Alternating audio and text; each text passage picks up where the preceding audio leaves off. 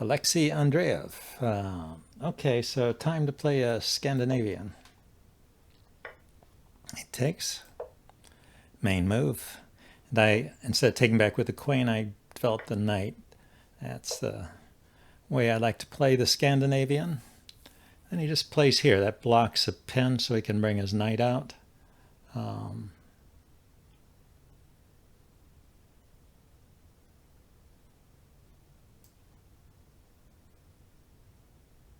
I can develop my bishop to there and then play e6, I think. And he gets the pawn duo there at c4 and d4. So he wants to trade off the light squared bishop. I guess that's okay. And I'll get castled and then develop my other knight.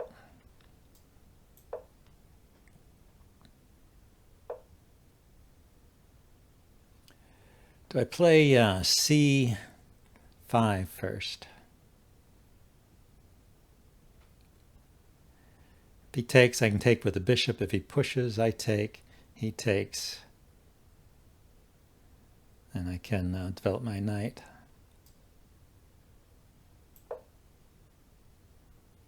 Develop my other knight. I was thinking it would go here to here and put pressure on the pawn if he ended up with a pawn on d5 there.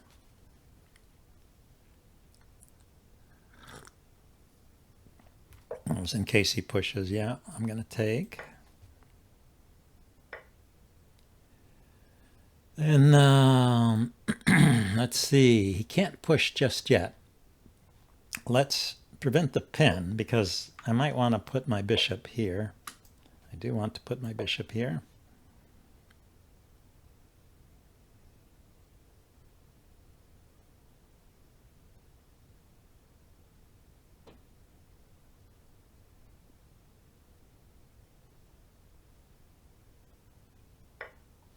Okay, takes. Now he has knight here. But, okay, let's prevent that.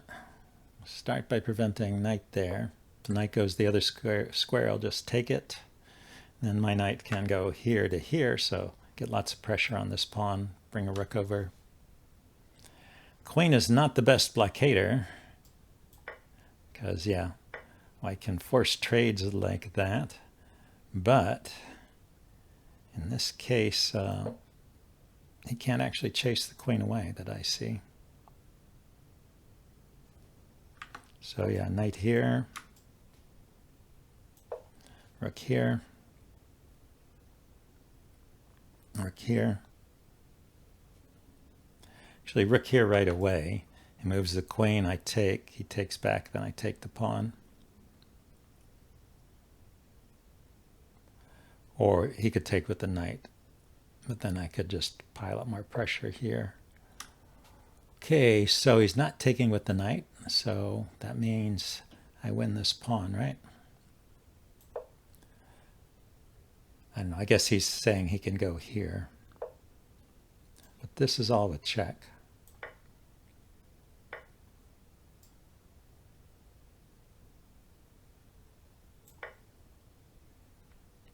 So don't see how he defends that pawn anymore.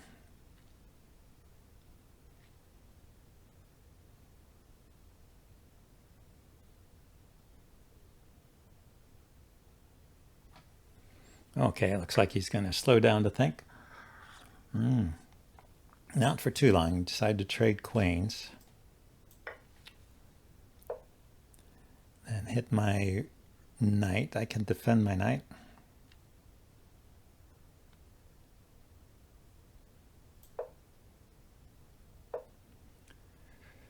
Okay, he can go here, here. So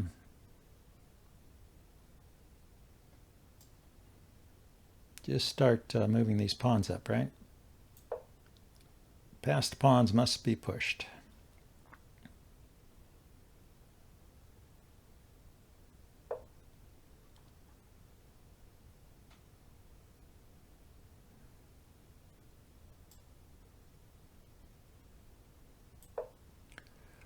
So maybe knight here to here. Hitting a pawn, threatening the king, threatening the rook at this big fork, which he did not do anything about. Okay, well, that was a quick game, but that was interesting. Here, let's see if we can get a rapid game here.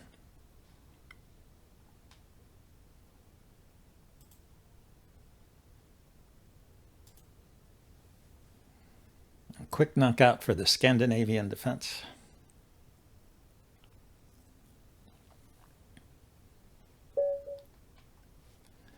Okay, let's see. Time for e4, it looks like. Oh, we got French defense. I'll play this move. It's main line. It allows the win hour or other lines. This is the Rubinstein variation when black takes the pawn. Okay, immediate pressure on my d-pawn.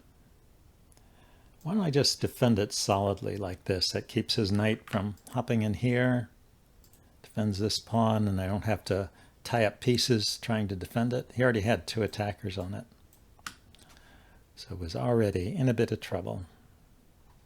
So he develops.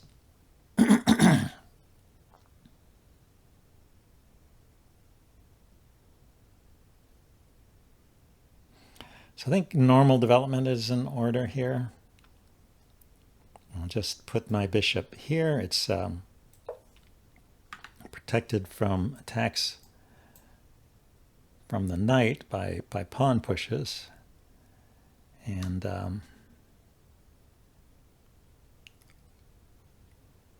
yeah, if he wants to trade off my knight, it's already defended. I will take back.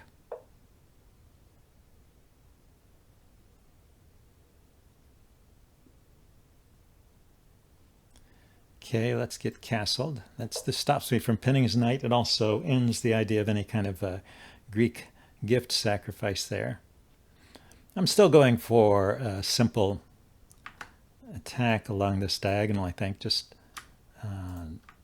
drop the bishop back, put the queen here. The question I have is whether I should move the knight first or not. If I drop the bishop back first, which I have to make room for the queen, then he takes the knight, and I've kind of wasted a move, because I'll take back with the bishop. So yeah, let's keep that knight on.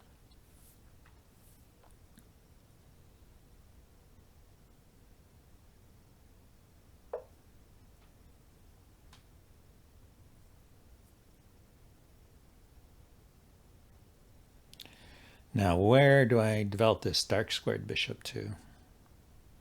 Well, first let's do the queen and bishop battery. We'll do that first. And the queen also defends this knight here, so this opens up and he wants to trade. At least it won't do pawn damage when I take back with the queen. Now the next thing is to get rid of this defending knight. So I could do that by maneuvering the bishop here to here. The knight takes, the pawn takes, but then my queen is maybe in danger of being traded off. So that's not actually an effective, not the most effective strategy. Oh, he decides to push the pawn. Okay, so I take, he takes, I take. I mean, the queen gets traded off, but the queen is defended there, so isn't he just sacrificing a pawn here?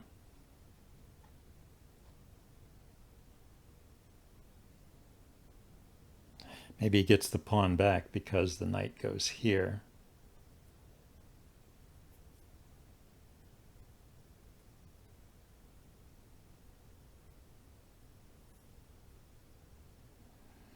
Yeah, I could defend with the rook. Let's just take. He was so desperate to get rid of my queen.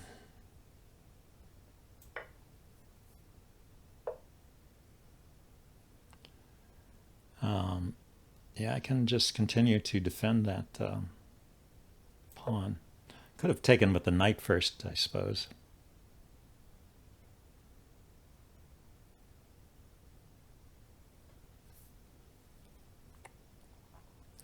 other knight here to attack his bishop. He's just going to win that, huh?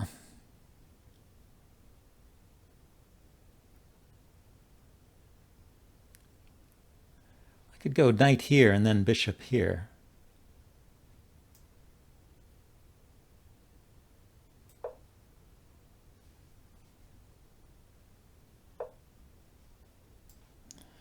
And maintaining defense of that pawn. He gave me a pawn, I'm going to keep it. And then this knight can come back to this square.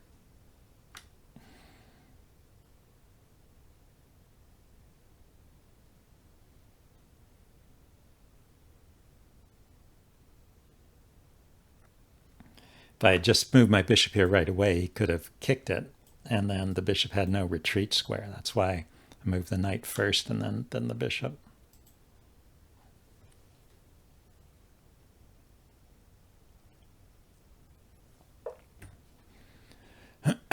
So he's bringing his knight out that way. It's okay. So yeah, let's put the knight here.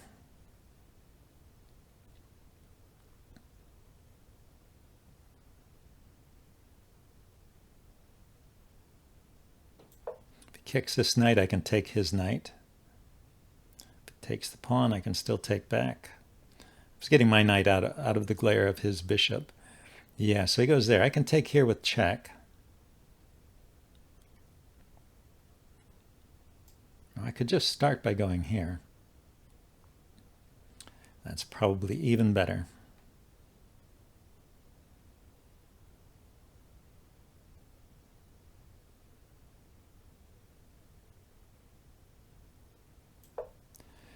If he trades off my knight,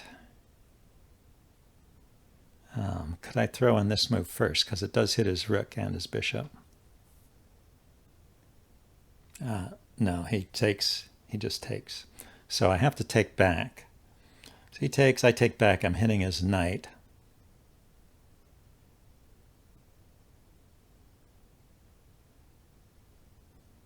He defends the knight or moves it, and then I have this move here, but the bishop can take. So I don't know if that's a good move anymore.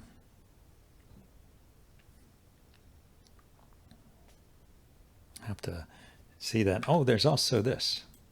I was totally ignoring this one. This idea here. So he's hitting my bishop.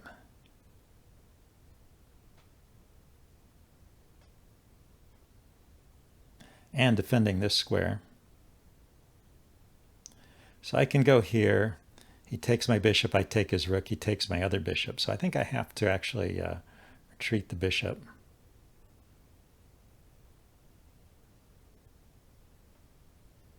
But I still have a couple of threats hanging here. Knight's hopping into this square. It's an interesting fork. Or this square is not yet available. I'd have to chase this guy away and then jump in here. Say pawn push, knight moves.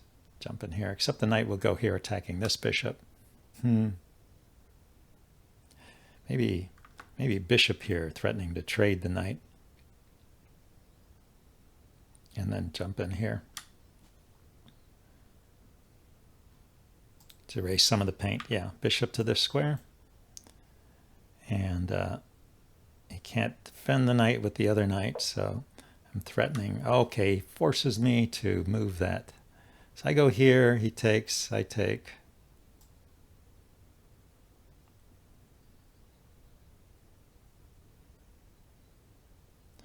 And I'm still hitting the bishop and the rook.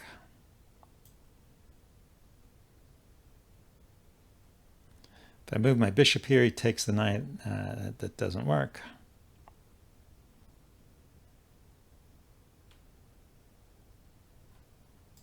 Yeah, I think knight here is the move. So he can move his rook to defend the bishop. So he's not losing material yet.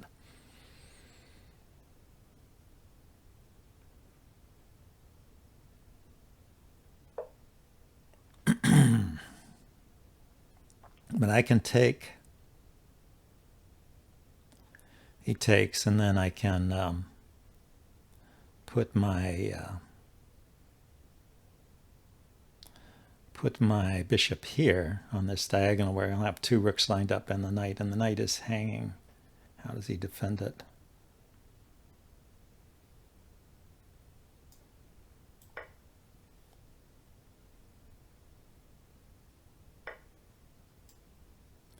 Like so. If the knight just moves away, then I at least get a rook. Maybe the exchange, but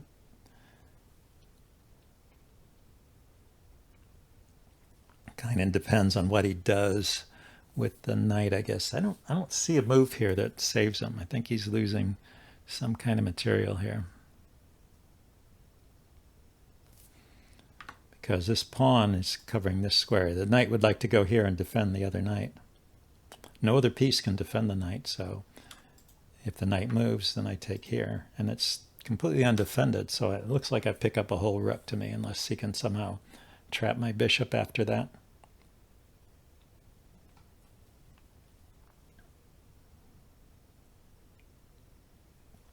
So an interesting game. I don't know if that was an intentional pawn sacrifice at the beginning or not.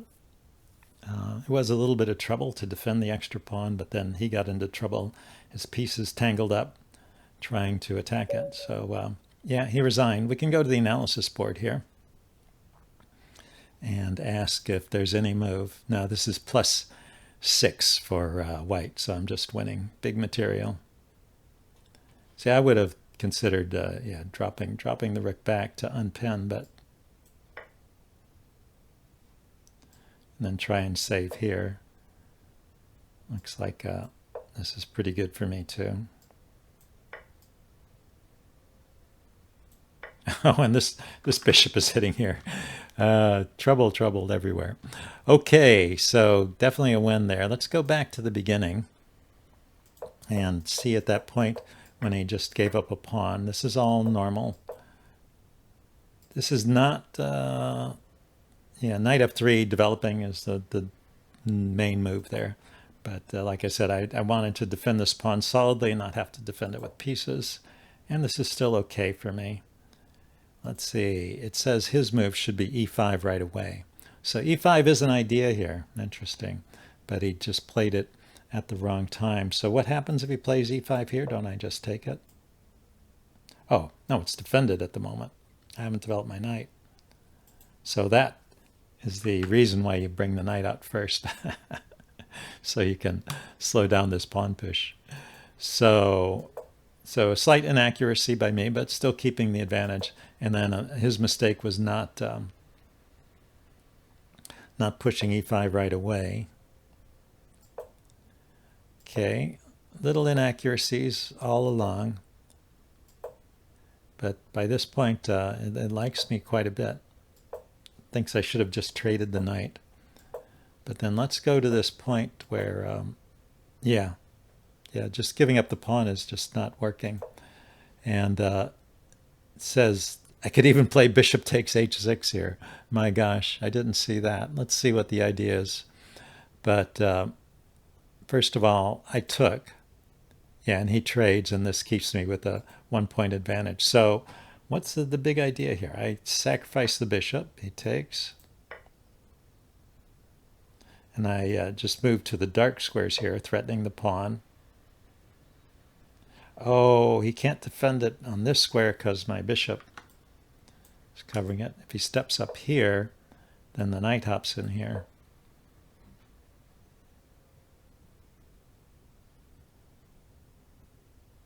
If he steps here, trying to hold on to the pawn, I can't hold on to the pawn. I take it anyway because the knight is here. So I'm just breaking through. Okay, so there was a killer attack right here. That is very interesting. And then even if I don't go for the sacrifice, going knight h4 is a good move here.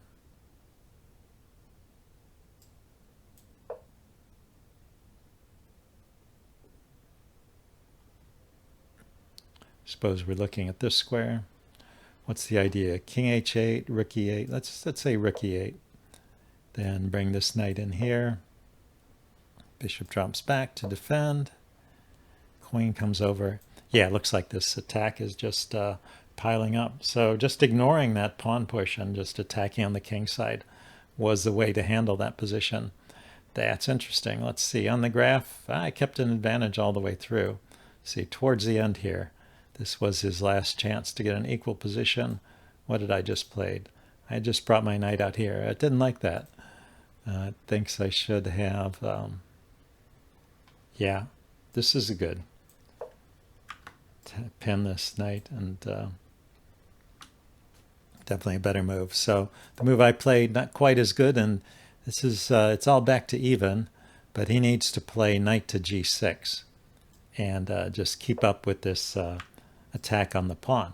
This was his chance to finally win that pawn back, and we would get an even game if he had played that move, because I have to drop my bishop back, so I don't have time to bring a third defender, and it's only defended twice at this point. Okay, so that's how he could have equalized here, even at this late stage. But after his move, then from here on, he's actually in trouble. Did it like this? Yeah,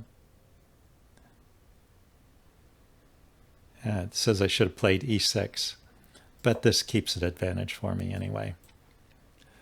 Okay, interesting game. Hope you guys enjoyed that, and I will see you all next time. Bye now.